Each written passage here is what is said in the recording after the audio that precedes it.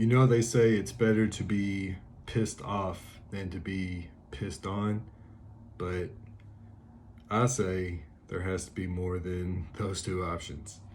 All right, so we are back with another Drive Across 65, Season 1, Episode 13, recording on Friday the 13th. Maybe that'll be lucky. So, elephant in the room. If you're watching on YouTube, obviously you actually see me, which is uh, prayers, my condolences, or congratulations, however you look at it. Pete's on a hiatus from the show. Hopefully, he'll be back soon. He'll be missed. He had a ton of knowledge. He's just dropping facts left and right, correcting my pronunciations. He's great for the show. Like I said, hopefully we will have him back. As for the recap of the week, everything's still going to be on track. We're still going to do everything the same. We're going to lead off with the biggest news coming out of the NFL this week. Chris Collinsworth losing his voice, and I didn't get the phone call to come replace him. I was a little upset, but they still know about me. They still heard. We'll see. That game was brutal Sunday night to watch. We talked about not being on the Cowboys much this year. Thought they were going to take a step back. Said the NFC East was not theirs to win. We gave it up to the Eagles. Out of the gate, that's proven to be true. Dak getting hurt definitely is going to increase that probability. Tampa Bay still look like Tampa Bay. They still look good. I was really hoping that they would call. Watch. So here's a guy. I got it nailed. I crushed it. We'll get back to the NFL. Let's start with college football. Most important game coming out of the weekend, obviously, Kentucky beating Florida straight up, not even needing the points. We talked about that game, moving that line, moving up and down all over the place. I wasn't in love with the Kentucky money line. I was hoping that they would win. My biggest future is on their team total over 7.5, like we talked about after it moved from 8. We hit it again. Definitely thought they would cover. So things got a little scary there for a minute. On the safety, down 8, the TV almost caught the remote. Nevertheless, a couple turnovers going our way. Defense step up. Their quarterback, that kid, man, he's going to be good. He's going to be a Heisman candidate, I'm sure, in the next 2 or 3 years. But too much pressure on him right now. He was good enough to beat Oregon on a fluke, not good enough to beat a veteran Kentucky squad. The funniest story coming out of this game was Mark Stoops after the game during the press conference said, so Florida beats Utah. Florida was unranked. They follow up the next week, and Florida is ranked number 12 coming back. Mark Stoops in his press conference said, so since we beat Florida, is Kentucky going to jump 20 spots? Because I heard you guys do that. Oh, so funny. I lost it. Absolutely lost it. As for the rest of our betting slate, Texas might be back. Sucks for them that Quinn Ewers got hurt. They definitely would have won that game had he not gotten hurt. And they shot themselves in the foot a couple times. Very bad read on Alabama first half, minus 10.5. I had saw the stat about them playing true road games in Texas at that, playing Texas A&M last year. They just struggle on the road. There's some about it, those true road games, and it showed. And like I said, we brushed over that fact. Should have acknowledged it. But we've been riding the Alabama first half train for so many years. Even just taking that one lump just doesn't put a drop in the bucket compared to how much we won off of them. They'll be back. We'll be back betting Alabama first half again. Bad read, bad pick, bad play. Will Anderson, my quote unquote dark horse Heisman candidate, he had a couple really weird knucklehead offsides calls on him. He didn't play well. Some people were saying the fix was in, maybe. Texas had so many chances to win that game, and like I said, if Quinn Ewers, if he was available, if he was healthy, if he didn't get hurt, I believe Texas definitely would have won that game. So Vandy and Wake, they played a weather game. Got a little hairy at the end. They got the garbage touchdown that we were looking for. Backup quarterback ended up going in for Vanderbilt. Got us there. Big win for us. The Tech Houston game, second game Houston has gone into overtime. They love going into overtime. It's insane. We had Tech -3. They covered. But they didn't cover. Sorry, it was a push.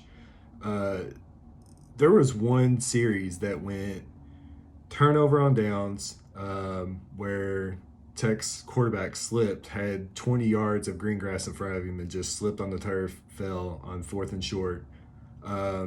Interception coming back 2 plays later, followed by pick 6 going the other way in Houston's favor. Wild game. BYU covered late in a winning play. Probably we take bad beats. You gotta call a bad win a bad win. That was probably a bad win. It was an appreciated win. It helped.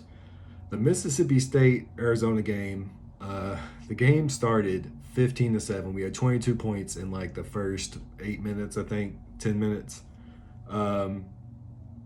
That over didn't get there. Arizona had the ball late and was begging to score. They were throwing. It was 3rd and go, 3rd and short, 3rd and 5, 3rd and 6, somewhere in that area.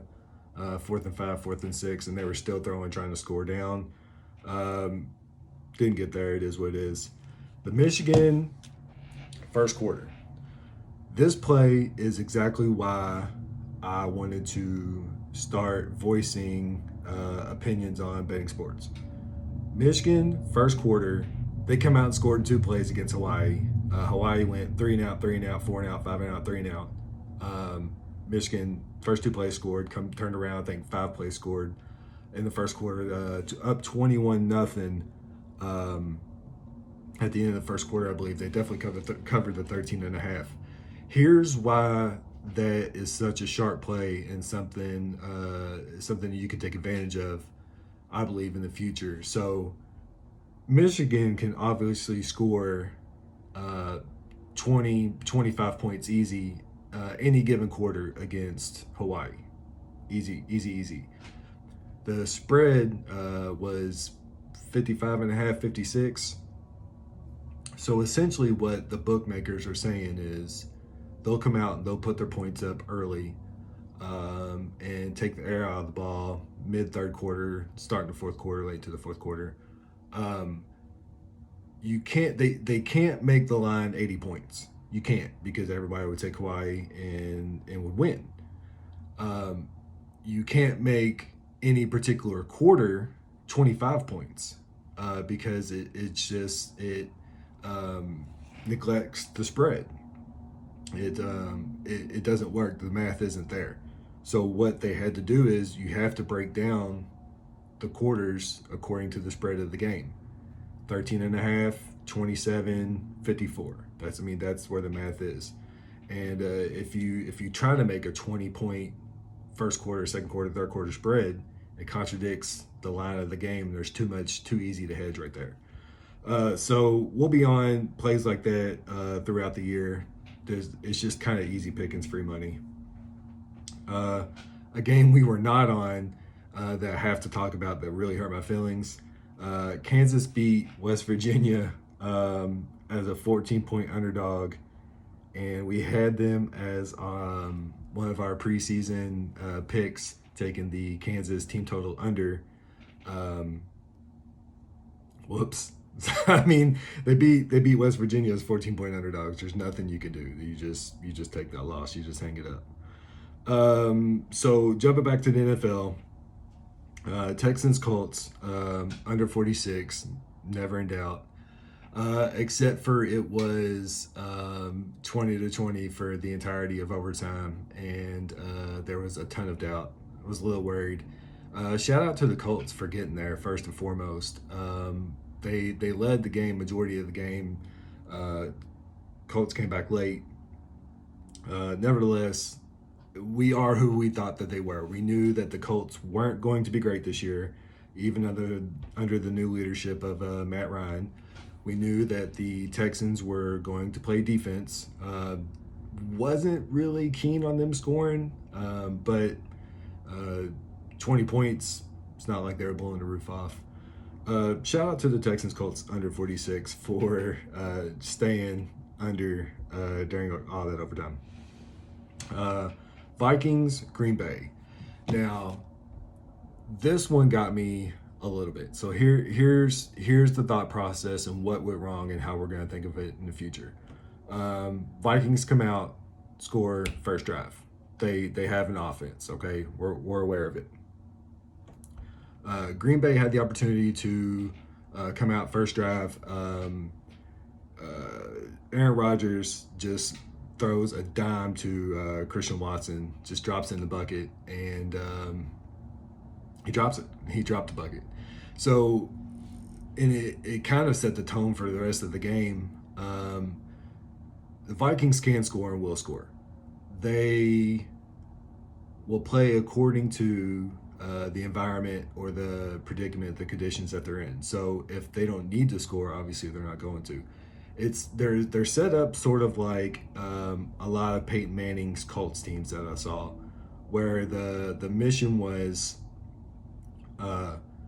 go out and score, get your edge rushers, get your pass rushers, get you a strong safety, a strong corner, and force the other team to throw the ball. And that's how they're set up. Now, when that happens, it leads to knowing exactly how to play against the other team. Obviously, they can still run the ball occasionally, but if they're down 14-0, 14-3, 17-3, scores like that early, they're going to have to throw the ball. And that's exactly how the Vikings set up the Packers to do it. And obviously, you have Aaron Rodgers on the other side, and you're expecting him to score points. But when you know what's coming, it's easy to defend. Rodgers and his wide receivers just weren't on the same page.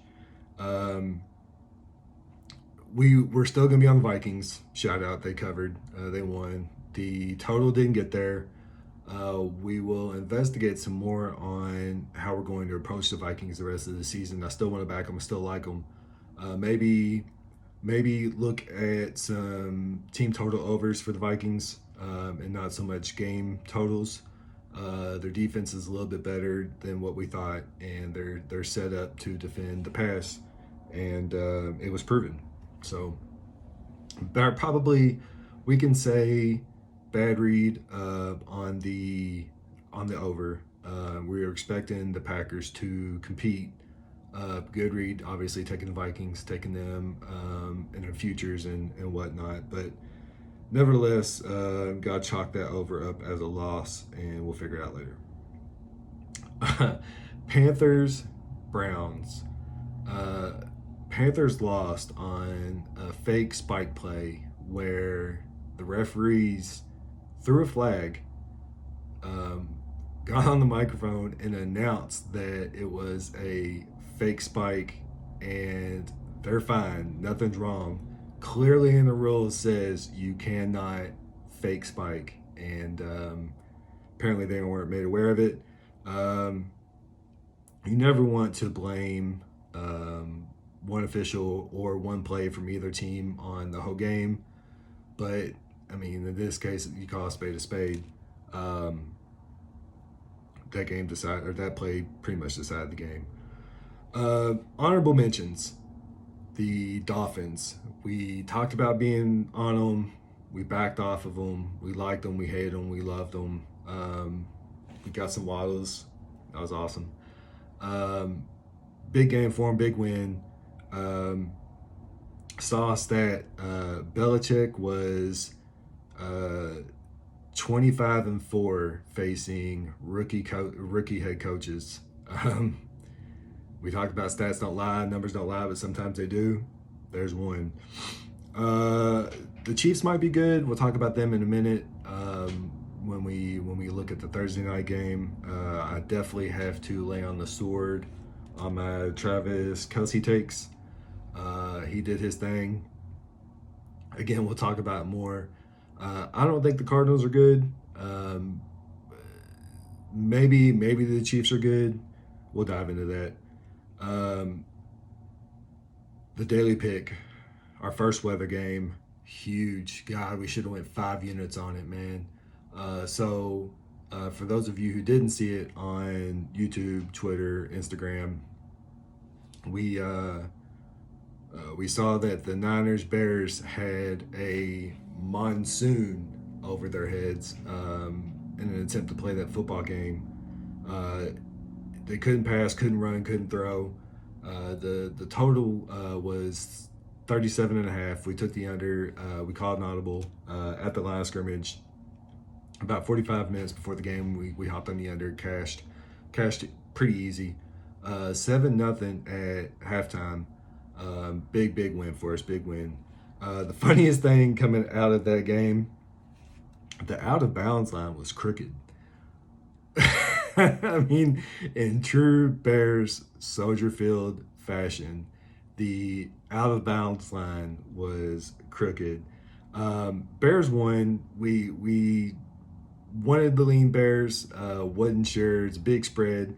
When you get weather games like that, when you're playing in the element, lopsided great teams tend to not cover.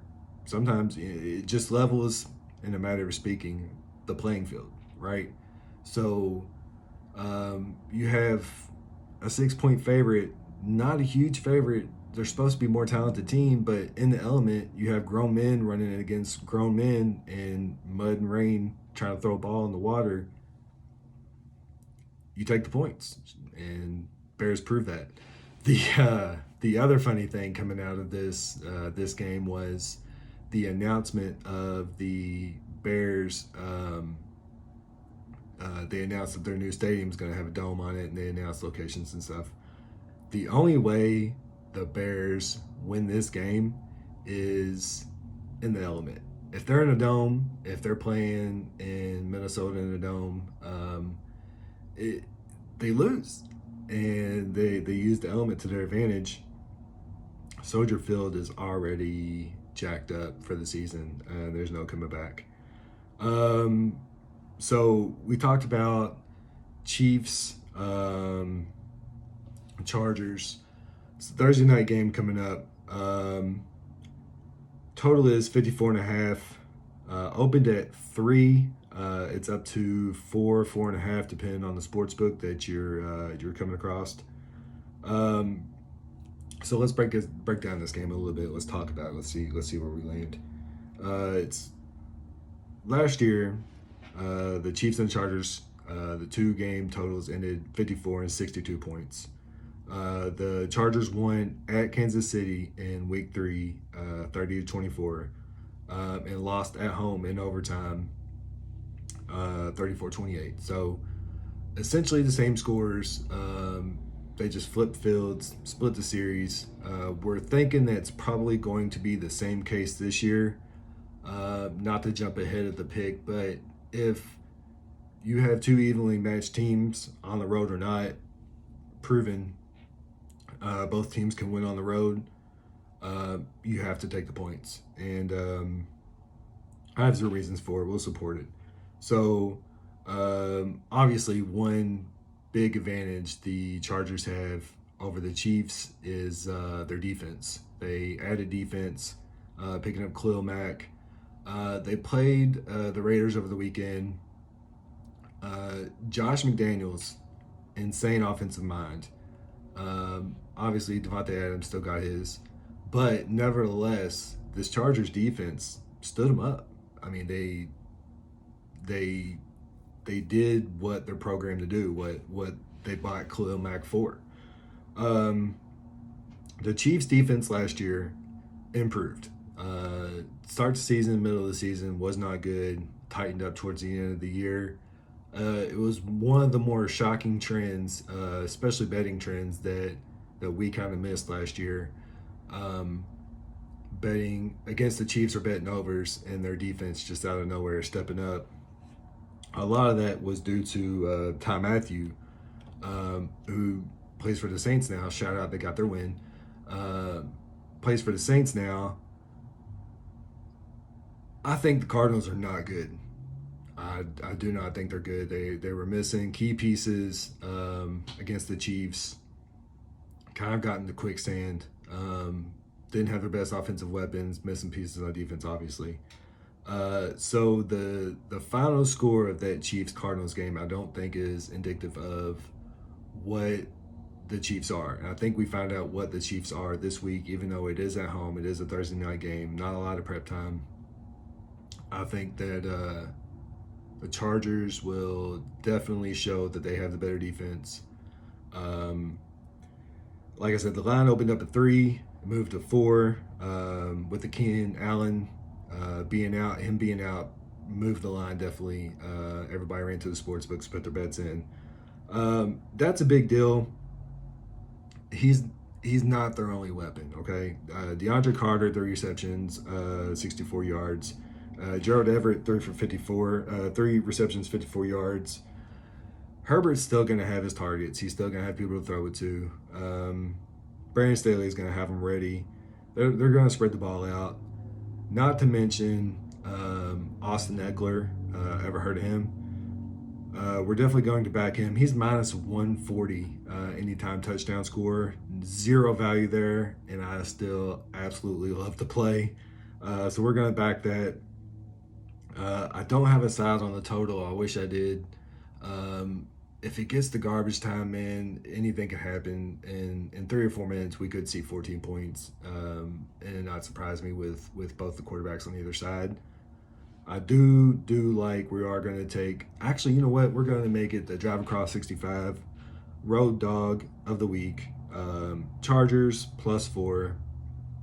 I think it's going to be even game. Anytime you have an even game, take the points. We're gonna sprinkle. We'll go the full unit and a half on Austin Eckler. Anytime touchdown score minus 140. As for the Friday night football games, I dove into Air Force Wyoming. We've bet against Wyoming to start the year out against Illinois. They were obviously a team that can't get donkey punched, and we watched it. Air Force is good this year. Shout out to the troops. They opened up a 15.5 point favorite, dropped to 13. A ton of sharp money is coming in on Wyoming. Obviously, they're at home. I'm not sure. I'm still trying to find the angle on it. I haven't seen it. I wanted to back Air Force. It might be a daily pick. You might hear me talk about Friday. Follow along Twitter, YouTube, Instagram, hashtag DriveAcross65, hashtag. So I wanted to back Air Force. Might happen. Laying off it right now. Under might be a play also. Florida State, Louisville, Friday night. Florida State opened up as a 1.5 point favorite at Papa John's. I don't know if I'm allowed to say Papa John's Cardinal Stadium anymore. We'll have to get with our legal team and see if we're still allowed to say that. Nevertheless, it's Cardinal Stadium. Florida State Seminoles opened up. I don't know if I'm allowed to say Seminoles either. Florida State opened up a 1.5 point favorite. I do believe Louisville will be rocking. It's Friday night, big college town. The fans, the fans were down bad after the Syracuse game. I believe they have their confidence back somewhat coming home. Florida State's a better team. I mean, they are. We could look at taking maybe a Louisville money line play first half, and then a weird sort of hedge with Florida State -1.5, maybe -2 by the time we're done recording. Louisville first half at home coming out hot. Florida State to win the game and to cover. This game could go 30-17 Florida State, but be 10-10 at half. Louisville getting probably a half a point at home first half. Probably be the play. We will record Friday. I will be here. We will record. You will hear some picks for college football Saturday. NFL Sunday. We'll still have the daily picks coming out.